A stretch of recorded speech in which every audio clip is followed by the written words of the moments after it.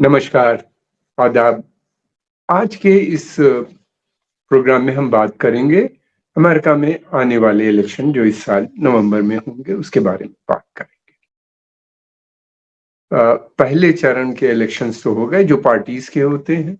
दो बड़ी पार्टियां हैं, एक डेमोक्रेटिक पार्टी है और दूसरी रिपब्लिकन। डेमोक्रेटिक पार्टी ने के इलेक्शंस जो प्राइमरीज के होते हैं उससे चुन के जो बाइडेन लड़ेंगे और ये एक वहां की प्रथा भी है, जो प्रेसिडेंट इनकम्बेंट होता है उसको सेकेंड टर्म मिल भी जाती है अगर वो लड़ना चाहे।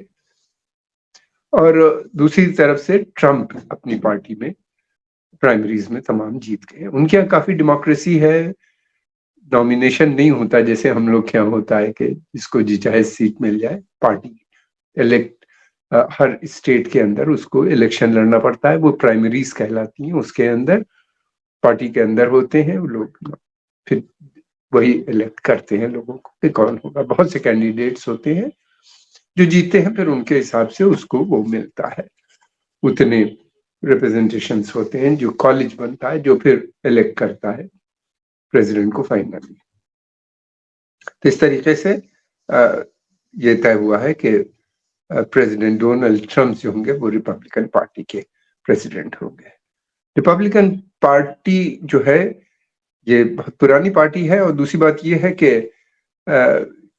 इनके ऊपर बहुत सी शिकायतें भी हैं। बाइडेन की जो नीति होगी आने वाले समय में वो वही होगी जो अभी चल रही है, यानी वार जो है वो वहां पे भी चलती रहेगी। टू वे वार जिसे कहते हैं, इससे कि उनकी जो सेक्रेटरी जनरल येलेन है उनका कहना ये है कि अमेरिका इस पोजीशन में है कि 3 जंगें एक साथ लड़ सकता है साइमल्टेनियसली, यानी कि यूक्रेन की भी मदद कर सकता है, इजराइल की भी और ताइवान की भी अगर ऐसी बात आती है तो इस तरह से वो पूरी तरीके से सक्षम है। इकोनॉमी उनके हिसाब से वीक नहीं। इकोनॉमी पे हम बाद में बात करेंगे। और बाइडेन की पॉलिसी में, नीतियों में बेसिकली कोई चेंज नहीं आएगा। वो उसी तरह जो उनके इंटरेस्ट ग्रुप है उनको सपोर्ट करेंगे। वहां पे जो इंडस्ट्रियल डिफेंस इंडस्ट्रियल कॉम्प्लेक्स है जो सेना के सैन्य प्रोडक्ट्स बनाता है, बड़ी बड़ी कंपनीज हैं जो टैंक्स, एयरप्लेन्स, बॉम्बर फाइटर्स और दुनिया भर की जो सब चीजें बनाती हैं, उनका काफी इन्फ्लुएंस है अमेरिकन पॉलिटिक्स के ऊपर।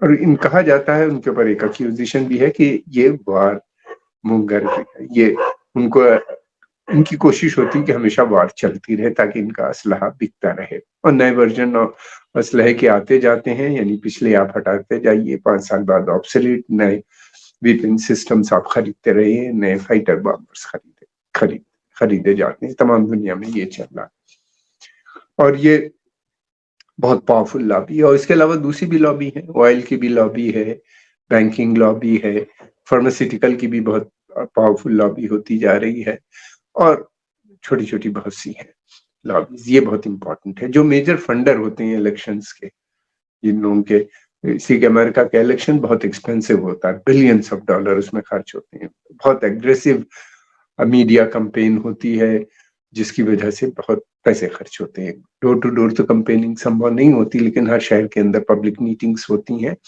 और ज्यादातर मीडिया के थ्रू सब होता है, तो उसका बहुत खर्चा आता है। पब्लिक भी इसमें कंट्रीब्यूट करती है, इंडस्ट्रियलिस्ट भी करते हैं और नेशन के अलग अलग सेक्टर से लोग फंड करते हैं अपनी अपनी पार्टीज को जो भी होती है।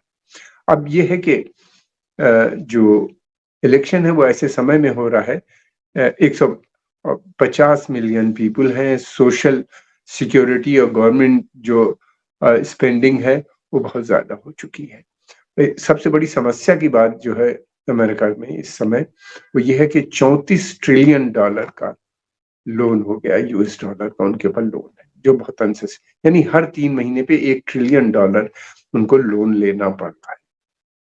ये सबसे बड़ी चिंता की बात है। इसके लोन लेने से मतलब ये है कि इनका एक्सपेंडिचर ज्यादा है, खर्चे ज्यादा है, आमदनी कम है। और ये फिर ये करते क्या है कि ये डेट सेल करते हैं। फेडरल रिजर्व बॉन्ड्स निकालता है जिसको बहुत सी कंट्रीज भी खरीदती हैं और फिर उसके अलावा लोकल लोग भी खरीदते हैं और उसमें उनको प्रॉफिट होता है, लोगों को इंटरेस्ट मिलता है अच्छा, तो इसलिए उसमें से। लेकिन अभी लास्ट बॉन्ड जो निकला था उसमें 60-70% ही वो लोगों ने सब्सक्राइब किया, 30% नहीं हो पाया, जितना वो चाहते थे वो नहीं हो पाया। ये भी एक बड़ी चीज है। तो इस तरह से डिफेंस स्पेंडिंग लगातार बढ़ती जा रही है, खर्चों में ये कमी नहीं कर रहे। हालांकि अमेरिका दूसरे मुल्कों पे बहुत प्रेशर डालता है कि वो सब्सिडीज बंद करें, डिफेंस एक्सपेंडिचर कम करें, बैलेंस बजट बनाएं, यानी जितनी आमदनी है उतना ही खर्चा करें, तभी उनको IMF, वर्ल्ड बैंक ये सब लोन देता है, उनका प्रेशर रहता है। लेकिन स्वयं उनके यहाँ उनका मानना ये कि उनकी इकोनॉमी जो है वो बहुत बड़ी है, $27 ट्रिलियन की है, तो उसमें कोई फर्क नहीं पड़ता। हालांकि जो क्रिटिक है उसके वो कहते हैं कि बहुत ज्यादा फर्क है, कि महंगाई बहुत हो गई है, इन्फ्लेशन, अनएम्प्लॉयमेंट से ज्यादा अंडर एम्प्लॉयमेंट है, लोगों को जॉब तो मिल जाती है, वो सही जॉब नहीं होती, कुछ दिनों के बाद उनको छोड़ना पड़ता है, पता चला 4 ही घंटे का काम मिला। इस तरीके से जो उनका एक स्टैंडर्ड ऑफ लिविंग था पहले, उस काफी कम हो गया। एक जो अमेरिका का ड्रीम था कि मिडिल क्लास सोसाइटी के मिनिमम सैलरी सबकी बराबर हो, और मैं उनकी बात नहीं कर रहा हूँ जो बड़ी बड़ी कंपनीज में CEO होते हैं या बड़ी पोजीशन पे होते हैं, साइंटिस्ट, उनको तो बहुत पर्क्स मिलते हैं, लेकिन चपरासी को भी उनके यहाँ $3,000 मिनिमम डॉलर होता था पहले, जो अब बढ़ के काफी बढ़ गया। ये मिनिमम था, इससे कहीं ज्यादा मिलता है उनको। और ये है कि उनकी जो फिजिकल पॉलिसी वो काफी निगेटिव है, एंड डेफिसिट कम नहीं हो रहा है, यानी खर्चे कम नहीं हो रहे। उसके चलते हुए बहुत से छोटे बैंकों के बारे में अब कहा जा रहा है कि वो शायद न चल पाए, फेल हो जाएंगे, इसकी भी संभावना नजर आने लगी है। बल्कि इस पे बातचीत भी शुरू हो गई है कि इतना ज्यादा उनका कि ये बैंक सब उनका सस्टेन करना मुश्किल है लिक्विडिटी, क्योंकि इंटरेस्ट रेट इतना ज्यादा हो गया है कि तो उनके पास लिक्विडिटी, पैसे की कमी हो गई है, इंटरेस्ट इतना देना पड़ रहा है।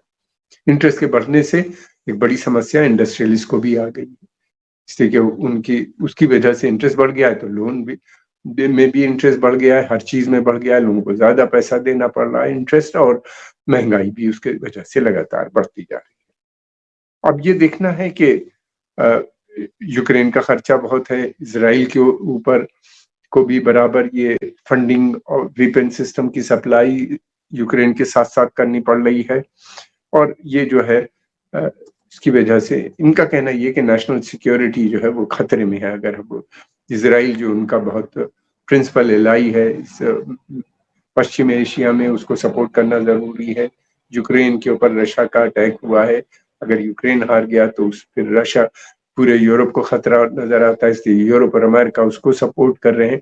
से ह्यूज एक्सपेंडिचर, उनका प्लान पॉलिसी ये है कि वॉर को चलने दो, कब तक रशिया लड़ाई लड़ेगा। और दूसरी बात ये कि रशिया का जो डेवलपमेंट एजेंडा है वो तो डिस्टर्ब हो ही गया, क्योंकि उसके ऊपर इतने रिगरस सैंक्शंस लगे हुए हैं कि अब उसका जो प्रोग्रेस थी वो रुक गई। तेल के जरिए से उसने अपने को मेंटेन तो कर लिया है, मगर ये कि new research development, new weapon systems या नए उनके जो प्रोग्राम थे कि वो एक्सपेंड करेंगे अपने ऑटोमोबाइल सेक्टर को, सिविल एविएशन, नए जहाज बनाएंगे, इन सब यानी हाई नेटवर्क प्रोडक्ट्स का था, फार्मास्यूटिकल में बड़ा इन्वेस्टमेंट करने जा रहे थे, वो सब अब और बहुत से सेक्टर्स हैं वो खतरे में पड़ गए।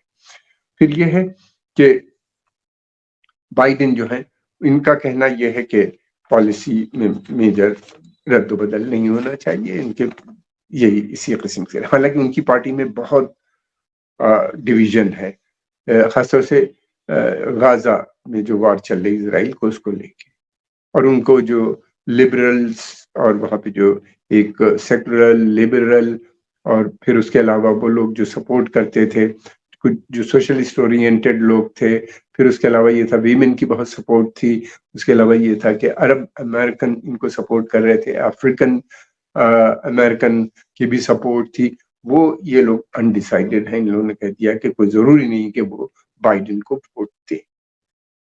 कैंडिडेट 2 हैं, हालांकि एक इंडिपेंडेंट भी लड़ने की बात कर रहा है, कैनेडी क्लैन का है।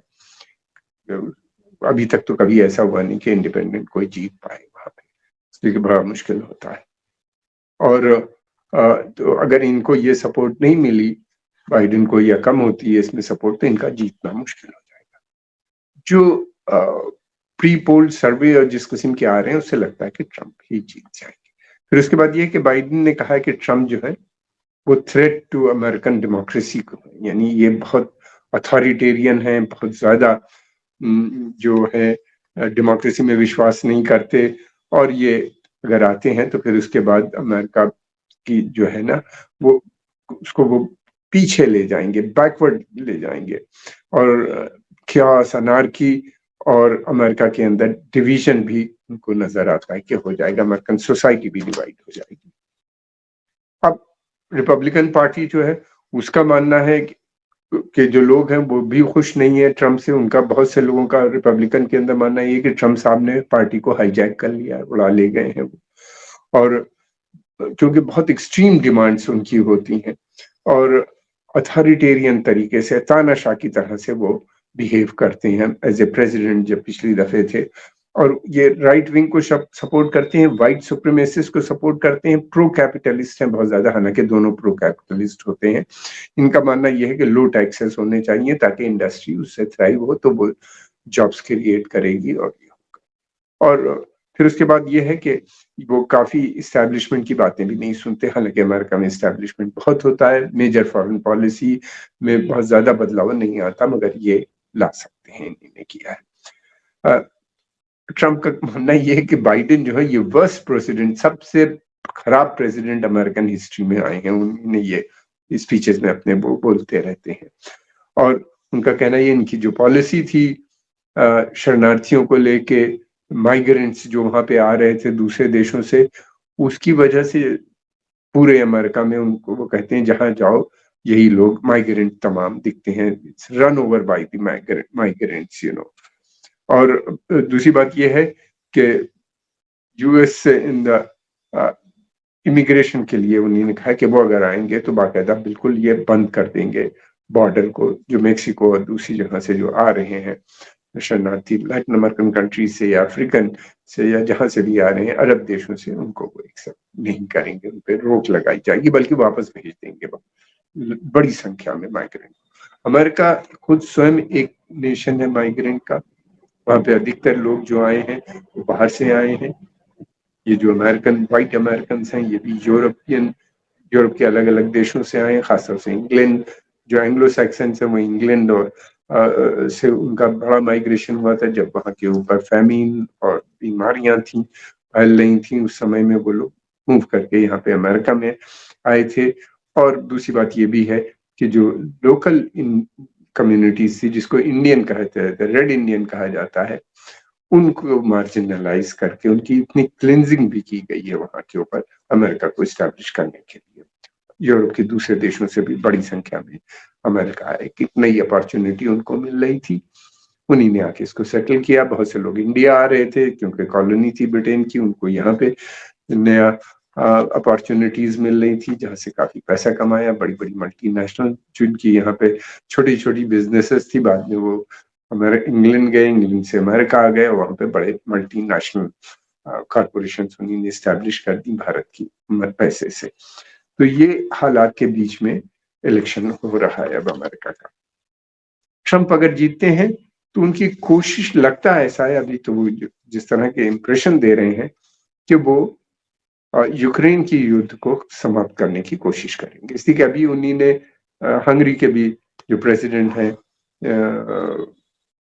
ओब्रान, उनका पूरा नाम मुझे नहीं याद, उनको स्वागत किया अपने घर पे।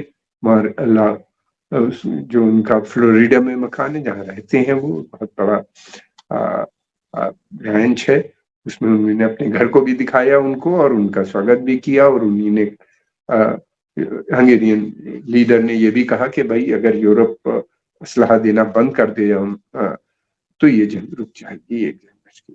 ट्रंप की पॉलिसी ये होगी कि वो कोई रशियन नहीं है, बल्कि उनकी कोशिश ये होगी कि रशिया और चाइना के बीच में वेज क्रिएट करना, दोनों को अलग अलग कर देना। उनका मानना यह है, अमेरिका में अधिक बहुत से लोगों का मानना यह है कि रशिया और चाइना अगर साथ आते हैं, एक के पास बहुत पैसा है, दूसरे के पास टेक्नोलॉजी है, अब तो दोनों के पास टेक्नोलॉजी बहुत सोफिस्टिकेटेड टेक्नोलॉजीज भी है, अगर दोनों यूनाइट होते हैं तो अमेरिका के लिए ये एक थ्रेट के रूप में ये लोग देखते हैं। तो हो सकता है कि यूक्रेन युद्ध को रोकने की कोशिश करेंगे। और दूसरी तरफ ये भी है, लेकिन वो यूक्रेन की तो युद्ध को रोकेंगे, मगर वो के गाजा में वो पूरी तरीके से सपोर्ट करेंगे इसराइल।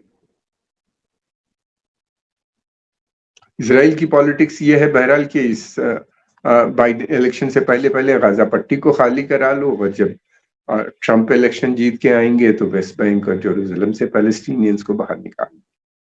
कहाँ तक कामयाबी मिलेगी ये कहने बात की बात है। इलेक्शन बहुत रोचक होगा।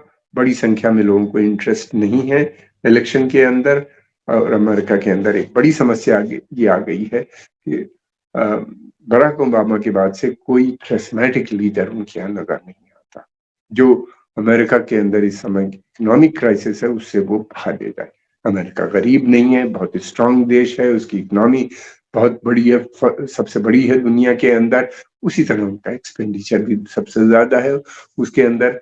और अगर जो दूसरी तरफ हम देख रहे हैं कि लोग जो स्कीम्स चल रही हैं अंडर डेवलपिंग नेशन में या ग्लोबल साउथ में जिसे कहना चाहिए, और साउथ के अंदर जो विकसित देश हैं, Bharat, Brazil, south Africa, Russia, China, ये सब एक नई पॉलिसी ले रहे हैं, ब्रिक्स के अंदर ज्वाइन कर रहे हैं, और उसके अलावा बहुत से और देश भी ज्वाइन कर रहे हैं। डी डॉलराइजेशन का प्रोसेस चल रहा है। लोग ये सभी देश की बात कर रहे हैं कि हम डॉलर में ट्रेड नहीं करेंगे। अगर डॉलर में ट्रेड नहीं होगा तो आने वाले समय में यूएस करेंसी का जो वर्चस्व है अंतरराष्ट्रीय समुदाय में, इंटरनेशनल करेंसी में, वो उतना नहीं रह जाएगा। बड़ी क्राइसिस में अमेरिका आ भी सकता है। हमने देखा है कि जब इस तरह की स्थिति होती है तो जंगें भी होती हैं। बड़ी ताकतें आसानी से अपनी सत्ता या अपना वर्चस्व जो है, जो उनका इन्फ्लुएंस होता है, उसको छोड़ते नहीं।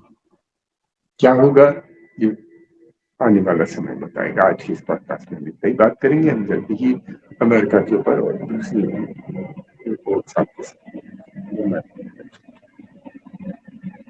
आपके आभारी हैं, आपकी समय निकाल के इसको देखा। अगर आपको पसंद है इसको लाइक कीजिए, सब्सक्राइब कीजिए और आगे भी बढ़ाइए। हमें आपसे रिक्वेस्ट है कि अपने कमेंट बॉक्स में आप अपने कमेंट जरूर लिखें, उससे हमें बहुत मदद मिलती है। धन्यवाद, शुक्रिया।